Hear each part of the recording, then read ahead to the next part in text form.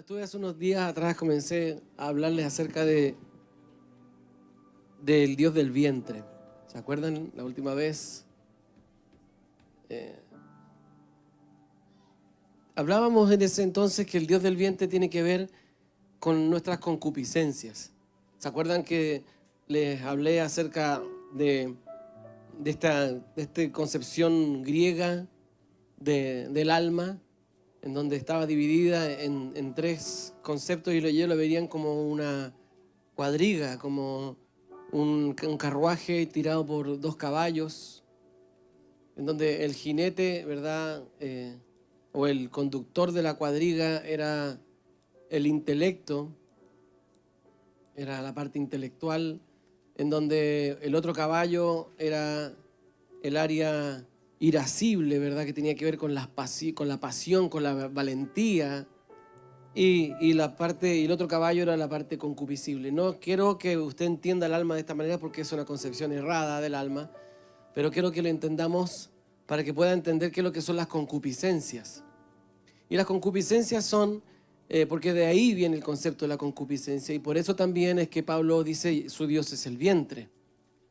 Porque para los griegos el intelecto estaba en la cabeza, el valor y la valentía estaban en el pecho, y las concupiscencias o los deseos o los desenfrenados o simplemente el deseo de placer estaba en la guata, en la panza. A esa área se le llamaba el área concupiscible, estaba la intelectual, irascible y concupiscible. Y por eso es que Pablo en un momento está predicando y dice, y las características de estas personas, ¿verdad? Dice, y el Dios de ellos es el vientre.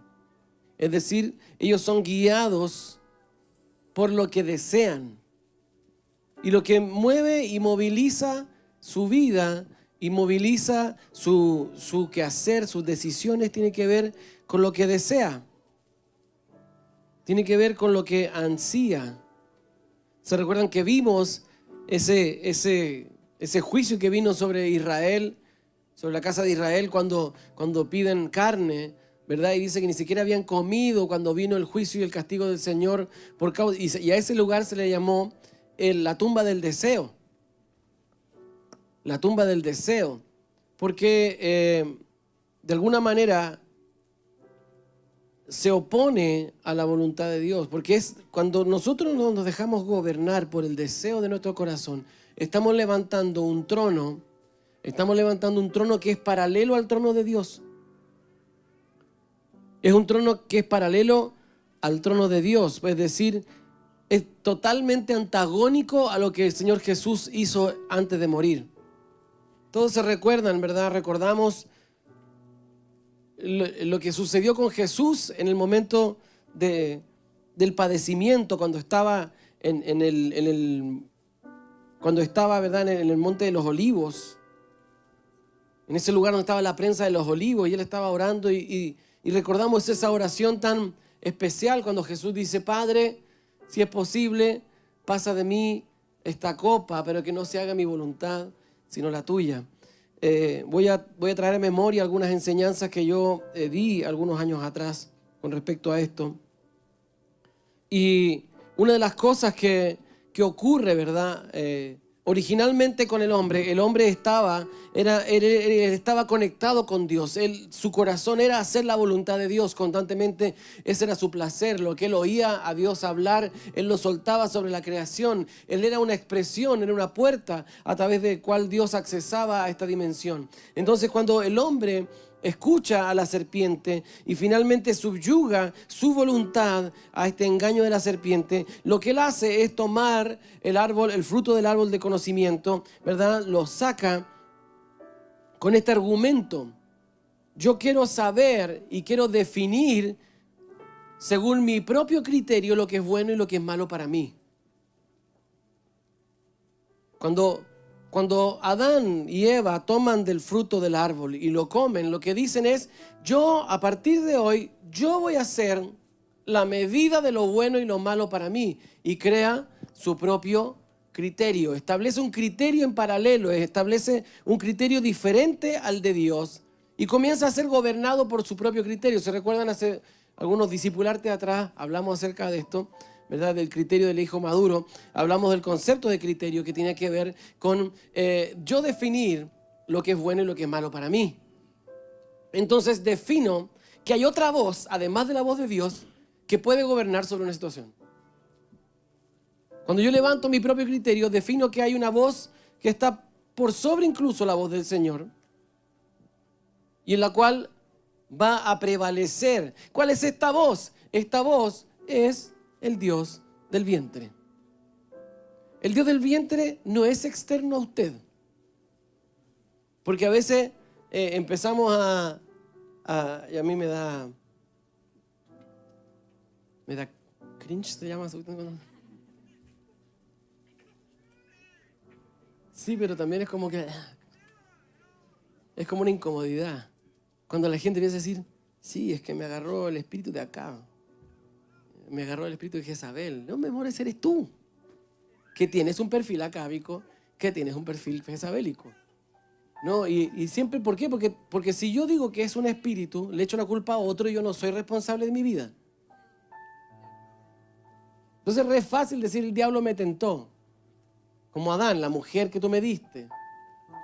Y siempre culpar a otro, sacarme la responsabilidad. Pero ¿a quién Dios hizo responsable de tu vida? Es a ti. A quien tú escuches también es tu responsabilidad, porque no puedes ir delante del Señor y decirle, no, es que en realidad yo sé que tú me dejaste a mí a cargo de manejar este auto, pero tú le pasaste el auto a otra persona y lo chocó. Me pasó hace unos años atrás, yo tenía mi autito, ¿verdad? Y voy por la calle y me recuerdo yo siempre mantengo una distancia importante con el auto de adelante y eso es como una tentación para otros vehículos. No respetan que uno vaya, que uno mantenga la prudencia, sino que ellos, que hay un espacio si te quieren meter. Entonces yo venía por la calle con mi distancia adecuada, ¿verdad?, al auto de adelante y venía un auto en contra y él quería salir a la calle que va hacia mi derecha. Yo venía manejando y el otro viene en contra y quería cruzar. Y como ve que yo traigo una distancia, no era tanta, pero sí una distancia por lo menos de un auto y medio, 2 autos con el auto delante, él hizo un intento osado de pasar para allá. El tema es que no alcanzó a dar la vuelta y me dio de frente. Me dio de frente y quedamos con el auto totalmente destruido, ¿verdad? Casi perdía total mi auto y el auto de él peor. El auto de él era como un auto pequeñito, ¿verdad? Y quedó totalmente desarmado, hecho pedazo. Fue triste. El tema es que el que venía manejando no era el dueño del auto. Se lo habían prestado para que fuera a comprar un remedio a una farmacia. Era un tipo, un delincuente, qué sé yo, mal agestado. Me recuerdo que cuando fuimos al juzgado me amenazó delante del juez. No, se fue muy fuerte. Pero para hacer el cuento corto, no lo voy a contar toda la historia, cómo el Señor me bendijo y me libró, ¿verdad?, de todo eso. Amén. Finalmente, el que tuvo que pagar la multa que el juez le interpuso no fue el que me chocó, fue el dueño del auto. Resulta que el dueño del auto era un hermano de una iglesia. Pero gracias a Dios por eso, que fue justo y él tuvo que asumir la responsabilidad de lo que hizo. Él entregó las llaves a una persona incorrecta que era un descriteriado para manejar, ¿verdad? Le destruyó su auto, perdió su vehículo y tuvo que pagar el mío. Entonces muchas veces nosotros somos así, creemos que porque yo le pasé la llave al otro, el responsable del auto es el otro. No, tú eres responsable de tu auto. Tú eres responsable y eres el responsable de tu propia vida. Entonces yo no puedo andar por la vida echándole la culpa al diablo de las tentaciones, echándole la culpa al diablo de las circunstancias, echándole la culpa a espíritu de qué sé yo. Yo soy el responsable, el Señor. Por eso lo decíamos ayer, el que peca, peca porque quiere pecar. El que tiene malos comportamientos y malas dinámicas en su vida, lo hace porque le gusta ser así. Porque uno es como le gusta ser. A ninguno de ustedes es como no le gusta. Usted es como usted le acomoda hacer. Entonces, lo que hay que hacer es cambiar la fuente de la vida. Yo necesito cambiarla. Yo soy así porque me acomodo a ser así. Y ahí es cuando yo me tengo que llenar de ira y decir, no voy a ser así. Y en el nombre de Jesús yo rompo las relaciones con este espíritu de altivez, con este espíritu de temor, con este ambiente, este pensamiento. Y yo voy a ser valiente porque el Señor dijo que yo voy a ser valiente. Y yo voy a ser justo porque el Señor dijo que yo voy a ser justo. Y es más, yo me comienzo a definir mis fuentes. Entonces yo soy responsable de mi vida. Adán quiso salvar. Entonces, ¿qué es lo que hace Adán? Se conecta con esta tentación, ¿verdad? Y toma del árbol y come del fruto y establece un criterio propio, aparte del criterio de Dios. Establece un nuevo trono. Pero lamentablemente el ser humano tiene una condición. El ser humano no genera pensamientos propios. Aunque usted crea que piensa por sí mismo, usted no piensa así. Usted es influenciado. Por eso que tenemos que cuidar lo que vemos. Tenemos que cuidar lo que oímos. Yo siempre estoy pendiente de lo que están viendo mis hijos. Y de repente vengo y están viendo algo y yo le digo, cambia eso. Pero papá, si no es malo, cámbialo. ¿Por qué? Porque la forma en que ellos son. A mí me molesta mucho que mis hijos vean programas que exaltan la estupidez humana. Esa gente que hace estupideces y todos se los aplauden.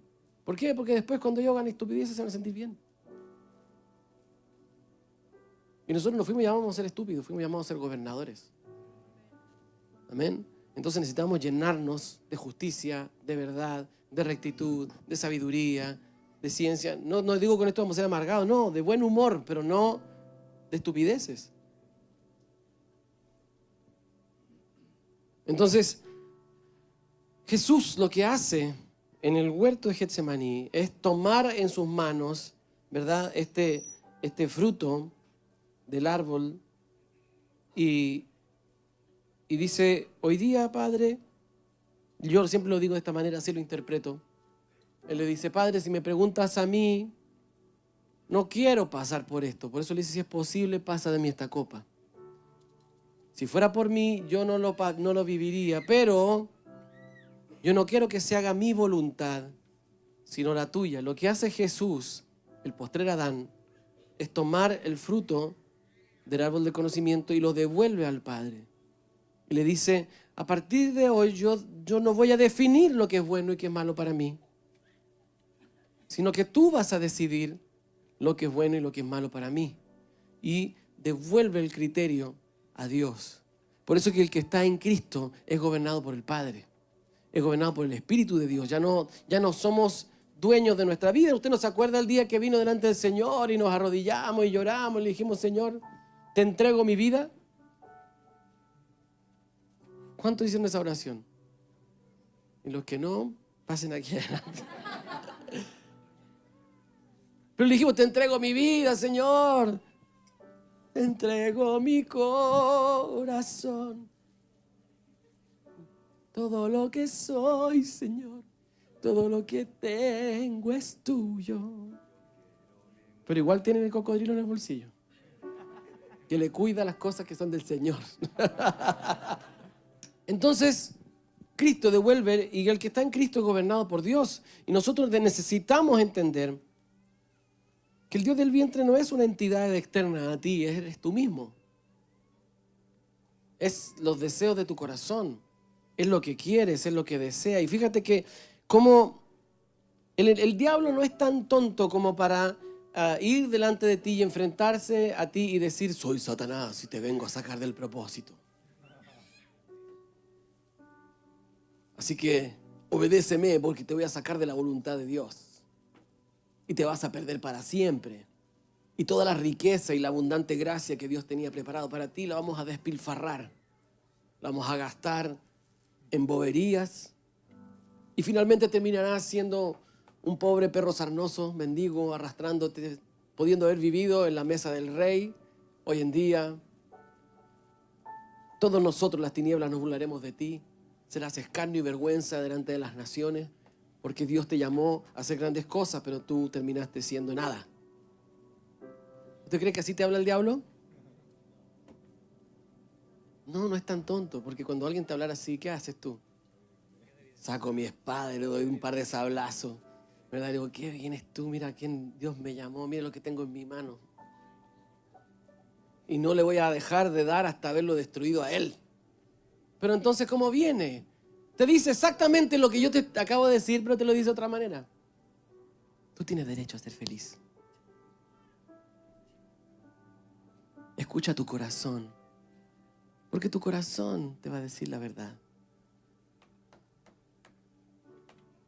Tú mereces algo mejor.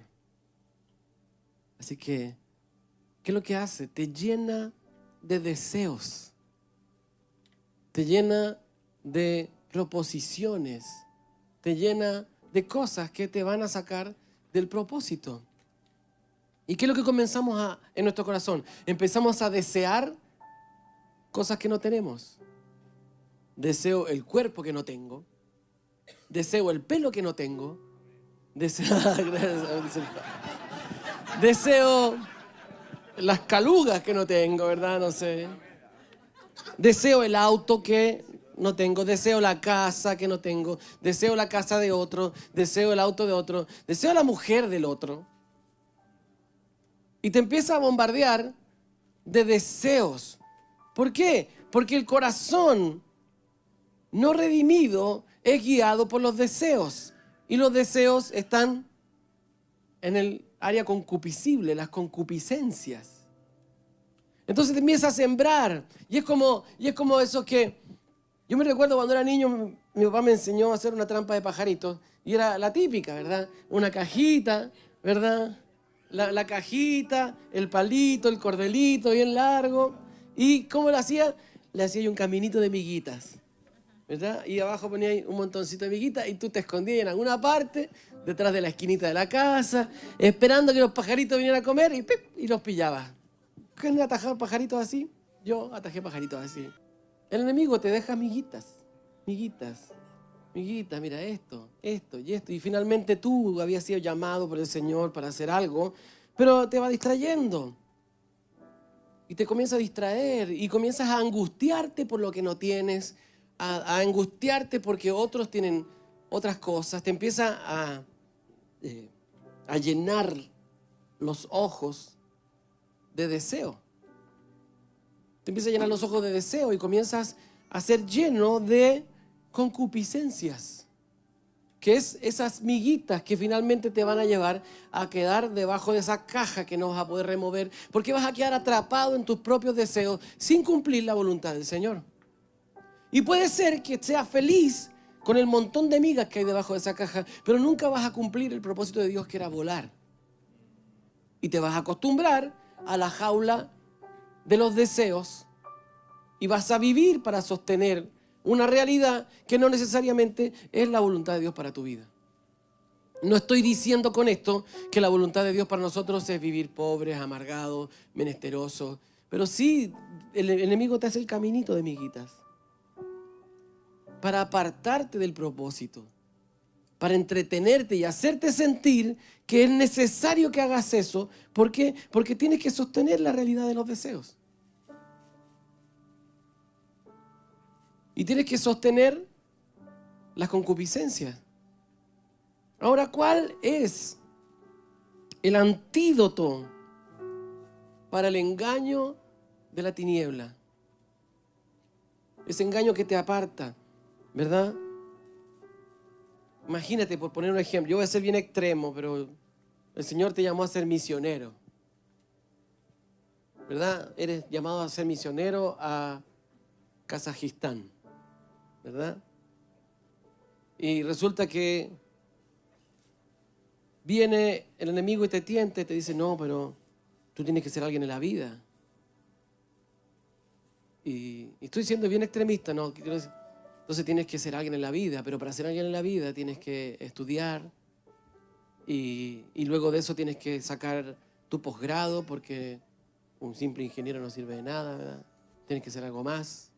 Y luego ya el magíster y el MBA ¿verdad? Y porque tienes que ser alguien, Cuando tengas harta plata te vas a poder dedicar a misionero. Porque tú no vas a vivir de la misericordia de la iglesia. Tú tienes que autosustentarte. ¿Está malo eso? Pero finalmente te va a pasar toda la vida persiguiendo algo y nunca vas a poder obedecer al Señor y dejar que Dios te sustente. Eso es un ejemplo. No es que para todos es así. Yo creo que hay quienes Dios llama definitivamente a los negocios. Y si Dios te llamó a los negocios, ¿qué estás haciendo en el pastorado? ¿Me entiende? Hay diferentes llamados porque la voluntad del Señor es que el Cristo esté presente en todas las áreas. En la justicia, en la educación. Hay gente que ha sido llamada a la educación, que tiene una gracia del Señor.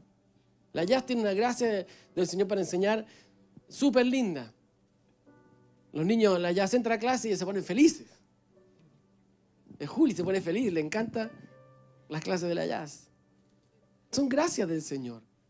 Pero si Dios te llamó a enseñar, ¿qué haces sentado en un banco? ¿Me entiendes? Si Dios te llamó a enseñar, enseña. Pero que nada se oponga a tu propósito. No, es que para el profesor no paga bien.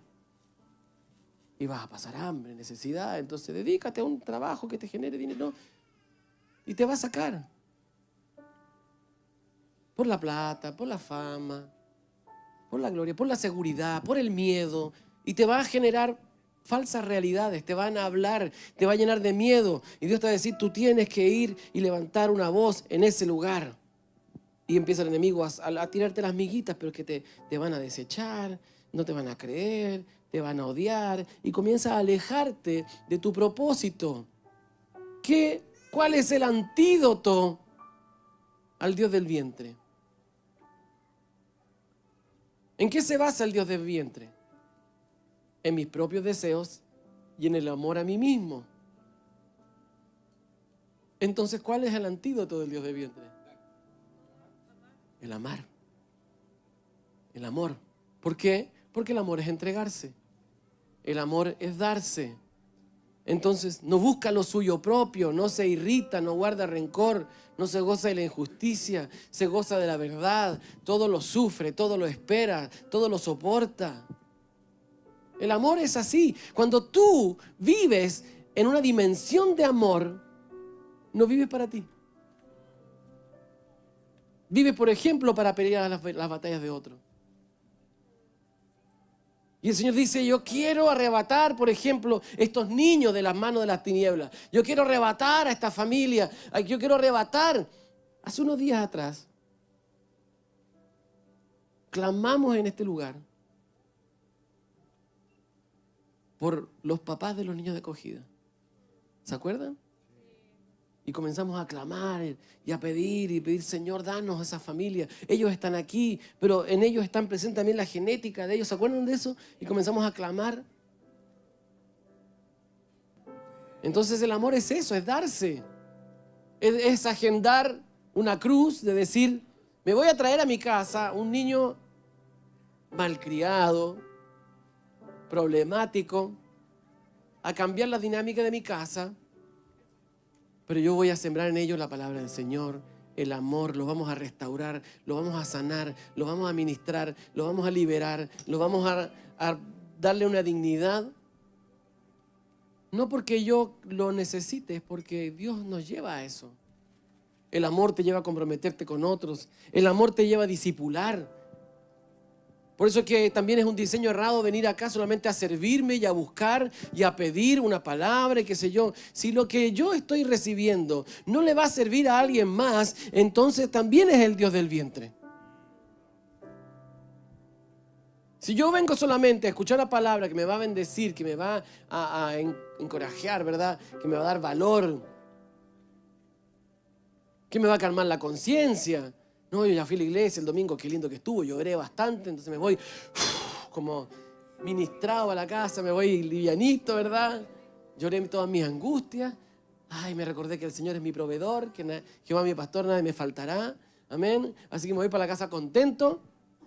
Pero si eso no te despertó el amor o la pasión por alguien más, si eso no te despertó el deseo de ir a rescatar a otro del de la oscuridad, si eso no te despierta ese deseo de ver la justicia establecida en las naciones, si eso no te despierta el amor y la pasión por darte por otros, entonces sencillamente viniste a autoservirte y a seguir alimentando al Dios del vientre, pero en otra dimensión.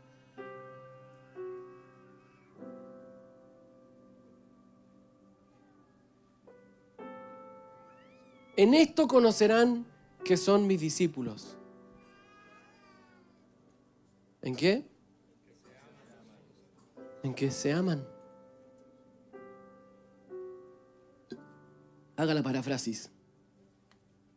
En esto conocerán que son mis discípulos. El maestro se dio. Los discípulos se dan los unos por los otros. Entonces el amor es pelear la batalla de otro. El amor es arrancar de la muerte. El amor es decir, mira, esto está mal en ti, no está bien. Aunque me cueste que no me quieran. El amor es padecer, es orar, es sustentar. Por eso que la iglesia primitiva dice que no decían tener nada propio, sino que todo lo ponían a disposición de todos, porque se daban, se entregaban, era un fluir de darse, de amarse, de padecer, de defender el evangelio, de defender la iglesia, de sostener la palabra del Señor, de sostener los misioneros. Era todo un movimiento. Por eso que el antídoto en contra del Dios del vientre es el amor. El amar al Señor, pero también amar a tu prójimo. Amarás al Señor tu Dios. ¿Cuál es el primer mandamiento con promesa? Amarás al Señor tu Dios con todo tu corazón, con toda tu alma, con toda tu mente, ¿verdad? Y amarás a tu prójimo como a ti mismo. ¿Por qué? Porque cuando amas a tu prójimo como a ti mismo, no vives para ti solamente. No digo con eso que nos vamos a ser totalmente abnegados, ¿verdad? Sino que ama a tu prójimo como a ti mismo. Voy a ser con el otro como soy conmigo mismo. ¿Qué significa eso, por ejemplo, de entre todas las cosas? Significa que porque nosotros nos autojuzgamos por las intenciones, pero juzgamos las acciones de otros. ¿Se ha dado cuenta de eso? Porque cuando usted hace algo y viene alguien y te dice, esto que tú me hiciste, me dolió, ¿cómo respondes tú? Desde tu intención. No fue mi intención dañarte, yo no quería herirte, pero lo heriste. Entonces juzgamos a otros por las acciones, pero nos juzgamos a nosotros mismos por las intenciones. El amar al otro como a ti mismo va a tener que aceptar las intenciones del otro. Y decir, bueno, tuviste una buena intención, no te salió muy bien, pero eso significa amar.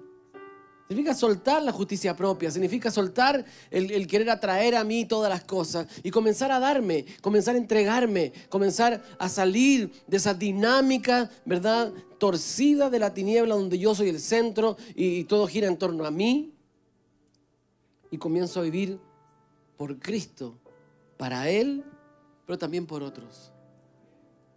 Eso es el amor. Amén. Eso es el amor, el acompañarnos, sostenernos, estar ahí, el entregarnos.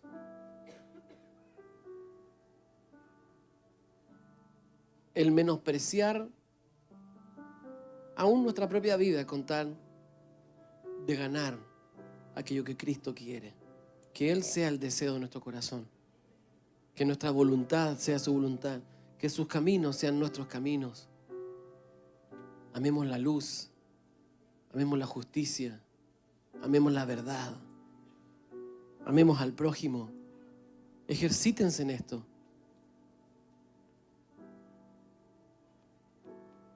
Rompamos las plataformas del Dios del vientre en nuestra vida y comencemos a vivir por amor. Así como Cristo se entregó por amor, que en esto conozcan que sí somos sus discípulos, en que amamos. Amén. Padre, en el nombre de Jesús, yo oro para clamar a ti, Señor, y pedir, danos la capacidad de ver en nosotros aquellas dinámicas del Dios del vientre. Déjanos ver, Señor, desde tu perspectiva, nuestro propio egoísmo, nuestra autorrealización, y que podamos mirar, Señor, con tus ojos. Que cuando miremos, Señor, al otro, lo miremos con amor. Que cuando veamos, Señor, el mundo, lo veamos con ojos de amor. No con ojos de juicio, no con ojos, Señor, destructivos, sino con los ojos de misericordia. Esos ojos, Señor, que anhelan ver el propósito de Dios cumplido, Dios, en la vida del otro. Yo oro, Padre, para que se despierta en nosotros esa pasión por discipular, esa pasión por traspasar la vida, por darnos por otros, Señor, por hacer misericordia, por hacer justicia. En el nombre de Jesús, yo oro, Padre Celestial, para que se desmonten en el nombre de Jesús toda estructura egoísta en nuestro corazón, en el nombre de Jesús, todo egoísmo, toda autosatisfacción, todo aquello, Señor, que busca finalmente alimentar mi propia concupiscencia. Padre, que podamos darnos por el necesitado, darnos por aquellos que tú estás clamando. Tú estás diciendo, Señor, ¿a quién enviaré? ¿Y quién irá por nosotros? Y nosotros, Señor, queremos responder a tu voz, dejar de lado, Señor, nuestras prioridades y comenzar a vivir la vida para ti, Señor. En el nombre de Jesús, yo oro en este día, Señor, para que nuestras vidas tengan sentido en ti.